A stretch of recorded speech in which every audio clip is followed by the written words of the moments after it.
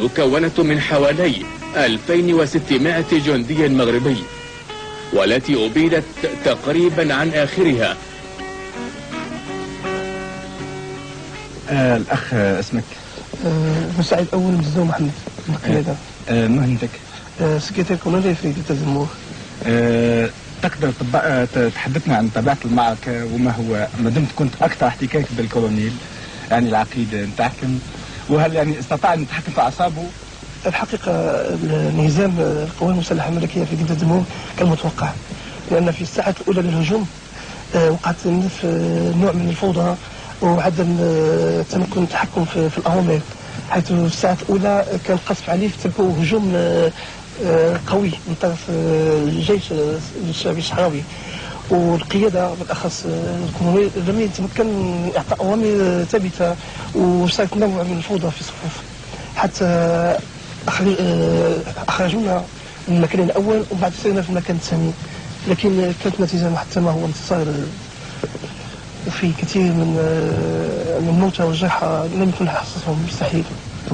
أنا متأكد بأن الجمهورية الشعبية الصحراوية منتصرة عسكريا ودبلوماسيا.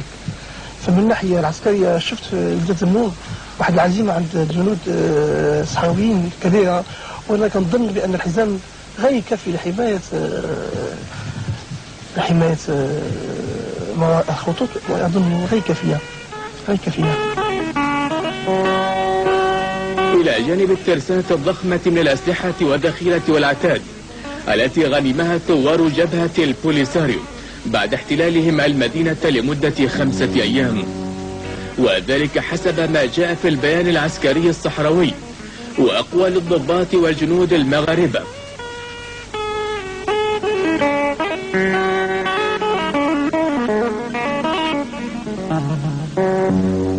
الذين أسروا في هذه المعركة، والذين يبلغ عددهم إلى غاية يوم 25 أكتوبر 230 جنديا مغربيا. ونسجل لكم الآن انطباع بعض الضباط والجنود المغاربة الأسرى الذين وقعوا في هذه المعركة، لنستخلص وإياكم مدى التزييف الإعلامي الذي كانت تبثه أجهزة الإعلام المغربية في أوساط الجيش والشعب المغربيين، لكي يصطدموا بعدها بالواقع المر، ولكي يعرفوا حقيقة هذه الحرب بعد أن وقعوا في الأسر ومع من تدور. اسمي محمد فماموش. رتبتك؟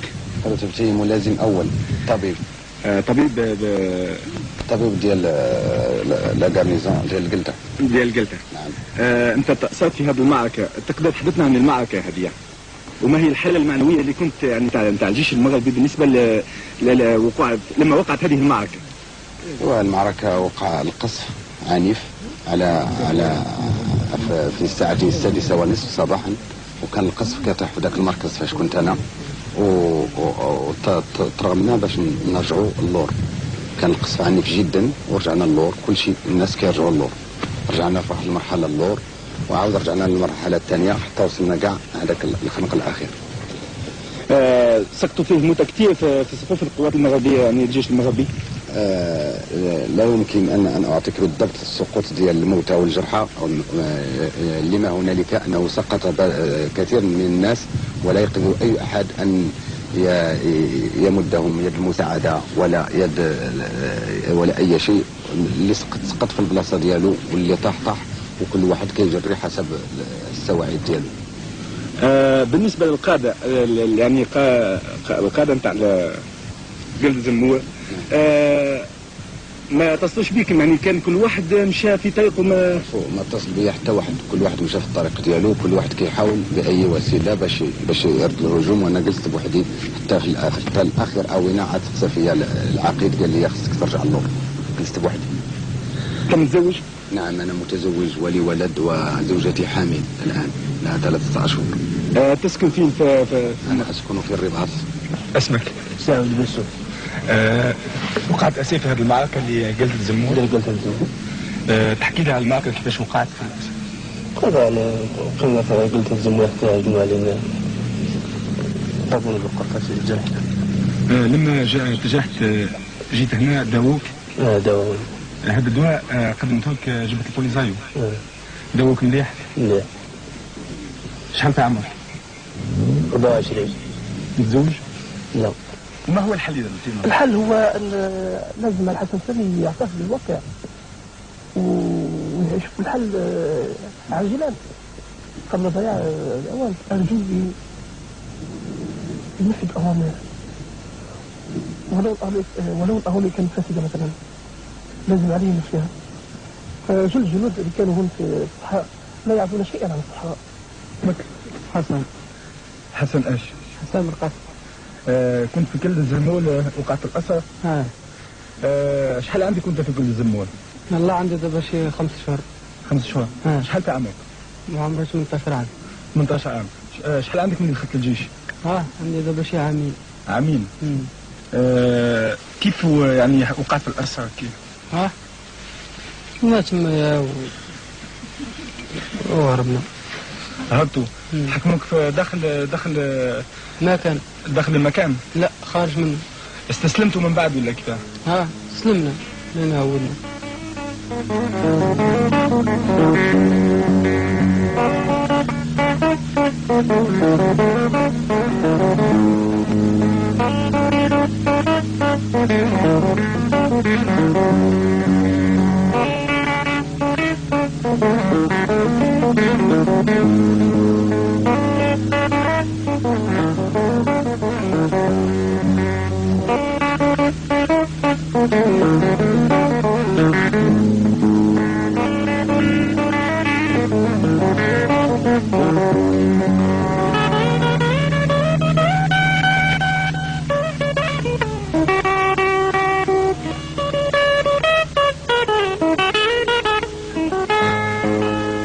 بعد انسحابهم من المدينة التي دمرت عن آخرها والاستيلاء على ما فيها من عتاد وأسرى وغيره، والذي تشاهدون قسما منها الآن، لأن هناك أسلحة أخرى وعتادا لا زال يعمل في الميدان، حسب ما أدلى به لنا أحد القادة العسكريين الصحراويين الذين عاشوا هذه المعركة منذ بدايتها.